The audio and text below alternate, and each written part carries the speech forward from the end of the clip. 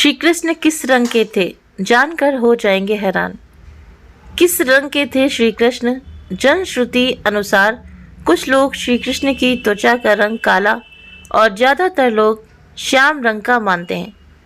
श्याम रंग अर्थात कुछ कुछ काला और कुछ कुछ नीला, मतलब काले जैसा नीला, जैसा सूर्यास्त के बाद जब दिन अस्त होने वाला रहता है तो आसमान का रंग काले जैसा नीला हो जाता है। जनश्रुति के अनुसार उनका रंग ना तो काला और ना ही नीला था, वो भी कि उनका रंग काला मिश्रित नीला भी नहीं था। उनकी त्वचा का रंग श्याम रंग भी नहीं था। दरअसल उनकी त्वचा का रंग मेघ श्यामल था, अर्थात काला, नीला और सफ़ेद मिश्रित रंग। श्री कृष्ण की गंध प्रचलित जनश्रुति के अनुसार माना जाता है कि उनके शरीर से मादक गंध निकलती रहती थी।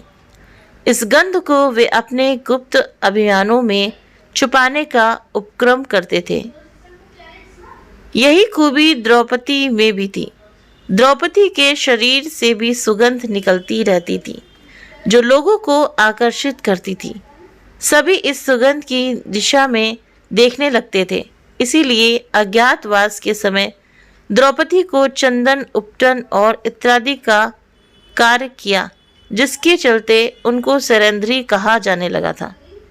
माना जाता है कि श्री कृष्ण के शरीर से निकलने वाली गंधी गोपिका चंदन और कुछ कुछ रात रानी की सुगंध से मिलती जुलती थी।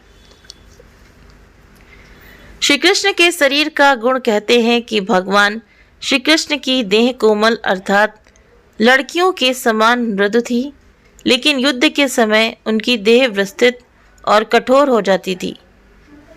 जनश्रुति के अनुसार ऐसा माना जाता है कि ऐसा इसलिए हो जाता था क्योंकि वे योग और कलारीपट्टू विद्या में पारंगत थे।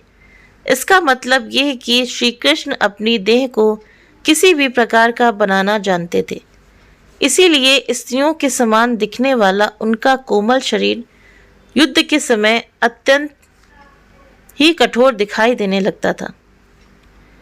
यही गुण कर्ण और द्रौपदी के शरीर में भी था। सदा जवान बने रहे श्री कृष्ण। भगवान कृष्ण का जन्म मथुरा में हुआ था। उनका बचपन गोकुल, वृंदावन, नंदगांव, बरसाना आदि जगहों पर बीता। द्वारिका को उन्होंने अपना निवास स्थान बनाया और सोमनाथ के पास स्थित प्रभास क्षेत्र में उन्होंने देह छोड़ दी। दरअसल भगवान कृष्ण इसी प्रभाव क्षेत्र में अपने कुल का नाश देखकर बहुत व्यथित हो गए थे। वे तभी से वहीं रहने लगे थे। एक दिन वे एक वृक्ष के नीचे विश्राम कर रहे थे। तभी किसी बहेलिये ने उनको हिरण समझकर तीर मार दिया। ये तीर उनके पैरों में जाकर लगा और तभी उन्होंने देह त्यागने का निर्णय ले लिया। एक दिन वे इसी प्रभाव क्षेत्र के वन में एक पीपल के वृक्ष के नीचे योग निद्रा में लेटे थे। तभी जरा नामक एक बहेलिया ने भूलवश उन्हें हिरण समझकर विषयुक्त वाण चला दिया, जो उनके पैरों के तलवों में जाकर लगा और भगवान श्री कृष्ण ने इसी को बहाना बनाकर देह त्याग दी।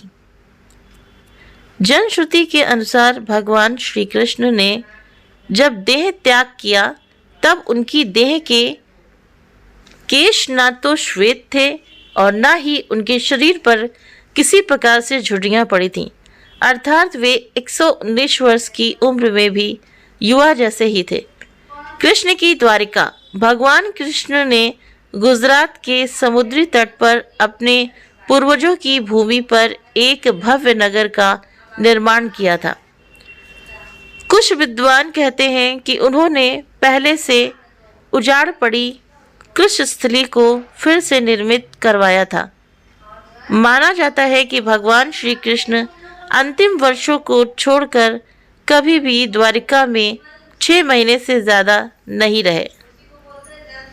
जो भी हो, श्री कृष्ण की इस नगरी को विश्वकर्मा और मगधानव ने मिलकर बनाया था। विश्वकर्मा देवताओं के और मगधानव असुरों के इंजीनियर थे।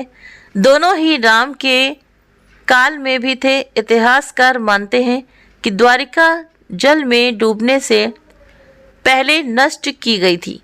किसने नष्ट किया होगा द्वारिका को? ये सवाल अभी भी बना हुआ है। हालांकि समुद्र के भीतर द्वारिका के अवशेष ढूंढ लिए गए हैं। वहाँ उस समय के जो बर्तन मिले हैं वो 1528 ईसा पूर्व से 3000 ईसा पूर्व के बताए जाते हैं। भगवान श्री कृष्ण 64 कलाओं में दक्ष थे। एक और वे सर्वश्रेष्ठ धनुर्धर थे तो दूसरी ओर वे द्वंद्व युद्ध में भी माहिर थे। इसके अलावा उनके पास कई अस्त्र और शस्त्र थे।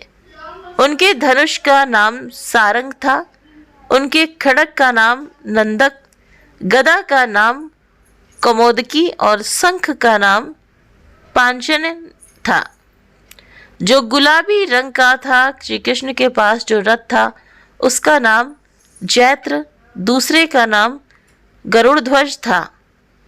उनके सारथी का नाम दारुक था और उनके अश्वों का नाम शैच, सुग्रीव, मेघपुष्प और बलाहक था।